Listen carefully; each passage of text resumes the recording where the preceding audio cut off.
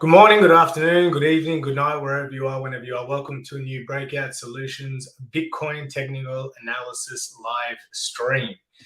Glad I got that one out of the way. All right, guys, it's a brand new week. So we're going to look at the macro, why Bitcoin is still bullish, even though we've had a bit of a pullback. And even though I do believe we're still bullish, I think some low prices are still maybe to come, which is just a great opportunity. Allowing people that miss this entire run up from 15,500 to 31,000 the opportunity to come back into the market. So basically, price doubled from the 21st of November to the 14th of April, where we hit that local high. And Bitcoin obviously had a bit of a pullback, came back into the value area of this entire sideways trading range, came down to the value area low, had a bounce over the last 24 hours, has hit the point of control at 28,000 and change, and now continuing by the looks of it, possibly some downside. So the value area low will stay as it will remain as support, because we obviously have had a bit of a trading down at this level. But the other levels that I'm looking at is possibly a swing failure pattern of this low right here. So we'll hit the 382 at 26,600 and change, and then possibly continue moving on. Or if we end up having a more larger sell-off, which is something that I'm expecting, and I spoke about this last week. Last week I spoke about on the weekly this red dot possibly forming. It did end up forming, and normally without covering what I covered last week, we'll normally see a 15 to 25, 30% sort of pullback every time we've hit those red dots on market cipher B. So real quickly, here was the last one when we were above the zero line, which was the all-time high on the 8th of November. All right. So from there, we obviously had a bit of a pullback. If you look at any other red dots on market cipher B, let me just move this down a bit so we can see. Here's another one. So this is market cipher B that I'm talking about, one of the indicators I use. You can see we had 2 weeks of pullback. Here's another one where we had a slight pullback and so forth. So right now, it looks like Bitcoin is wanting to have a bit of a pullback, a little bit larger than expected.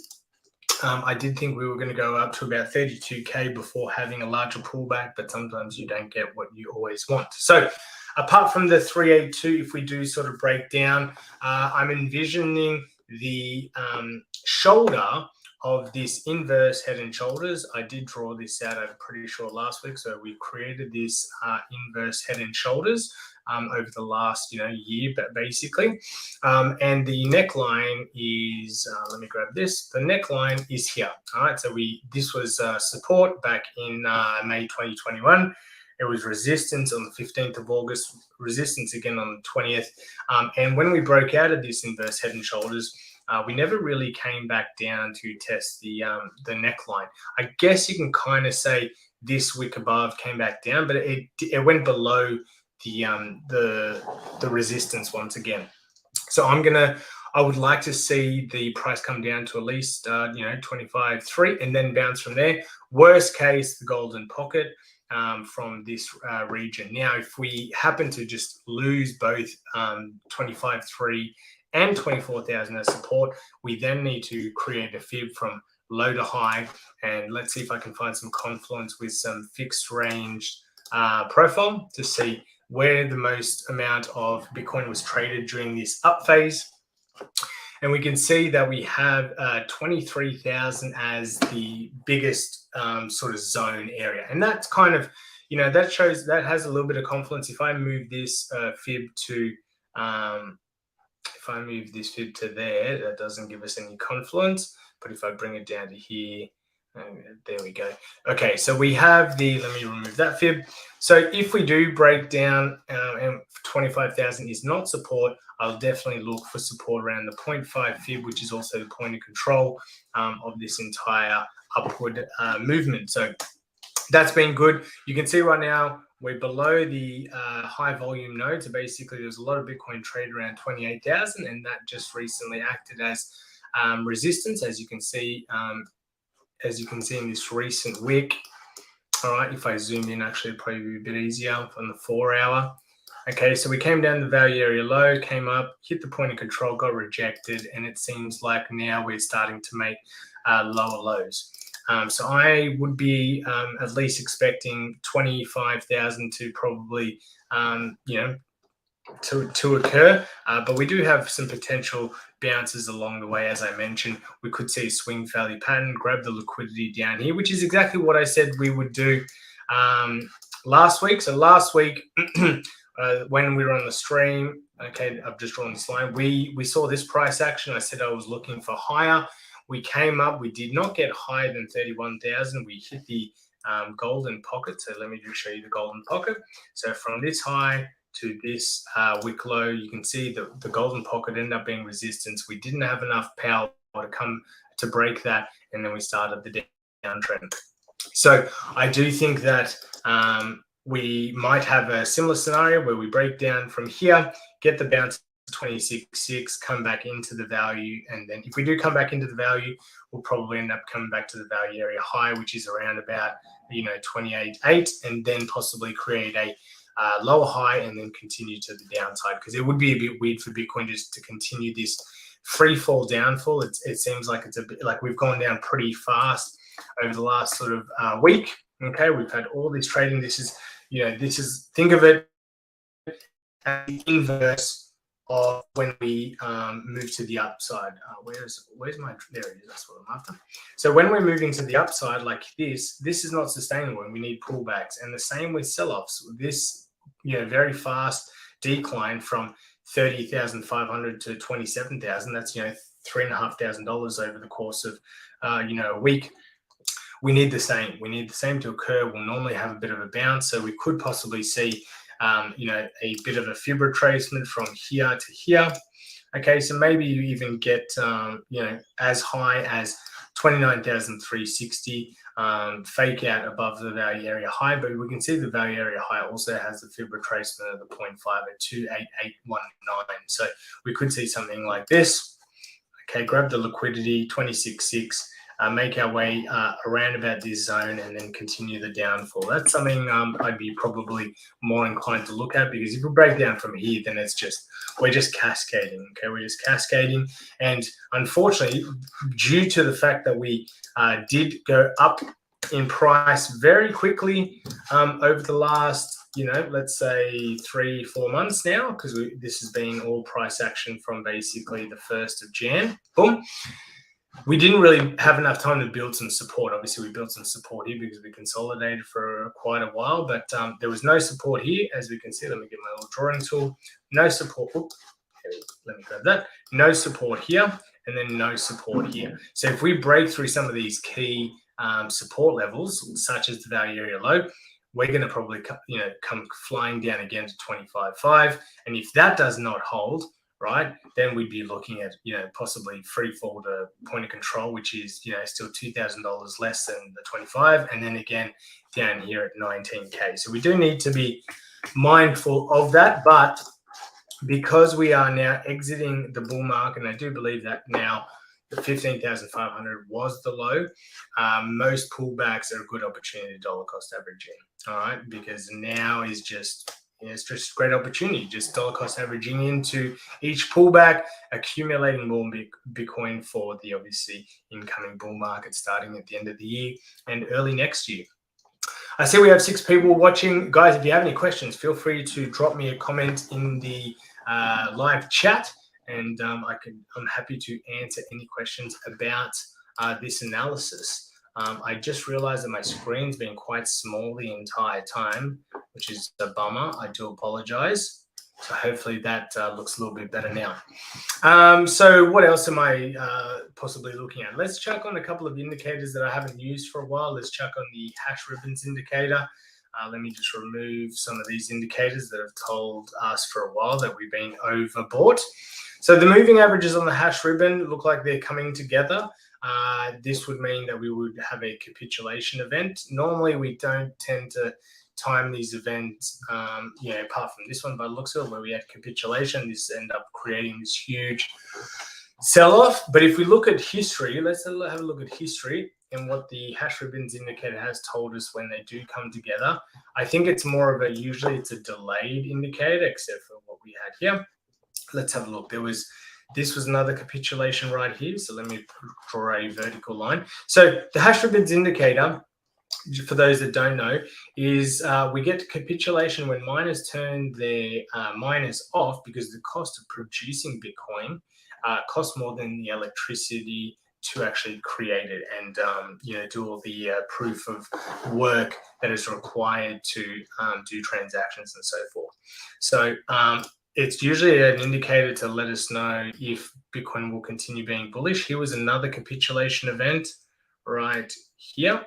Okay, so you can see that this capitulation didn't lead to a sell-off. We ended up having a bit of a bounce and then come back up, but then we had the sell-off. So these capitulation events can cause a sell-off. This one did not, a bit of a false reading, but these false readings don't come very often. Here was another one. We had a bit of a sell-off. So right now, if these moving averages do converge, I do expect that we might see, that liquidation event that I did mention. But guys, these pullbacks, you have to understand that the market and smart investors, when they see an asset double in price in such a short period of time, especially 3 months, that is 10 times more than the average hedge fund or investment financial investors, that what they go for. If they can get 10%, 15%, that's what Berkshire Hathaway prides itself on sort of achieving each year, 15% returns for their clients. Why would you not take profits on an asset that just went 100% in the space of just 3.5, 4 months? So smart investors are doing that, and the pullback allows people that said right here, oh, I missed the bottom. I thought we were going to go lower. I'll just wait for the pullback. And maybe they got in here, but maybe they didn't. And then this extra rise that we did get gets people more euphoric, thinking, oh, shit, I've missed the boat. But really, we're not even 50% of the way to the all-time high. So even if someone does buy here at this local high of 31,000, they must think to themselves, okay, well, at least my investment over the next 12 to 24 months should at least net me a return of 100%, because if we come down, you would expect Bitcoin to at least come back to its previous all-time high. I obviously think it's going to go much higher. So even buying it at 30,000, you're looking at doubling your money at worst. But I do think we'll hit at least 6 figures next bull market. So at the current prices, that's still a 3x for a very safe asset that is increasing in adoption each and every single day, year, month, whatever time frame you're talking about. New addresses are being created, more whole coiners are being achieved, so more people are getting one whole Bitcoin in their portfolio. More and more people are obviously opening up addresses, hearing about crypto, etc., etc. So we're not going anywhere. This is just normal profit taking by people, hopefully you included, because going up like this is not sustainable. We do need to have these pullbacks in order to allow those that missed out the opportunity to come back in, which then gives the market liquidity in order to push the prices higher and higher. So we will eventually find support. Once we find support, we will continue to the upside. So hopefully that does make sense. I do want to thank you guys for watching. If you're new to the channel, make sure you like, subscribe, turn on all notifications. And that's it from me. As I said, Bitcoin on the macro, as you can still see, still creating higher highs and higher lows. If we do come down, as long as we don't break 19.5, we are still in a macro bullish trend, which means on the high time frames, Bitcoin's still looking good. Lower time frames, obviously, pullback. warranted and acceptable, as long as we sort of don't go below, I think, what did I say? Yeah, like I said, 19K, you know, this region, 20,700, that's like kind of the lowest I would like to see, which is the golden pocket from the low to the local high. This would still be a higher high from the 19,000, and then we continue, you know, continue. We're going to be going sort of sideways for the next, you know, 3 to 6 months, guys. These bear market rallies don't last for long. I would like to see, you know, once we do come back, one more push to the upside in the 40s, to then sort of have this delayed, you know, something like this, just sideways and down for the next few months. We come close to the halving, and then we start that exponential bull market at the end of this year, early next year. Alrighty, guys, thank you all for watching. It's been a pleasure doing this video again. Leave me a comment below if you like this video. If not, I will see you Wednesday for the altcoin live research videos. I'm really liking those. We've found some amazing gems, and especially with this pullback, as I mentioned on Wednesday when I did the last live stream, whatever I mentioned on that live stream, I did say, hey, I wouldn't probably be buying any of these because I do expect a bit of a pullback in Bitcoin, which I'm sure has probably affected the wider market. If we just quickly go into coin market cap, we can see most things have lost over the last 7 days, right? So there's opportunity to be made. If you feel like you missed out on some of the new tokens that are really hyped in the market, such as DYDX, Singularity, .net, Arbitrum, which is new, great opportunity to grab some of your favorite alts or some of these new protocols that are probably going to have you know, really good returns over the coming you know, 12 to 24 months. All right, once again, thank you for watching, and I'll catch you guys next week for the Bitcoin analysis. Bye.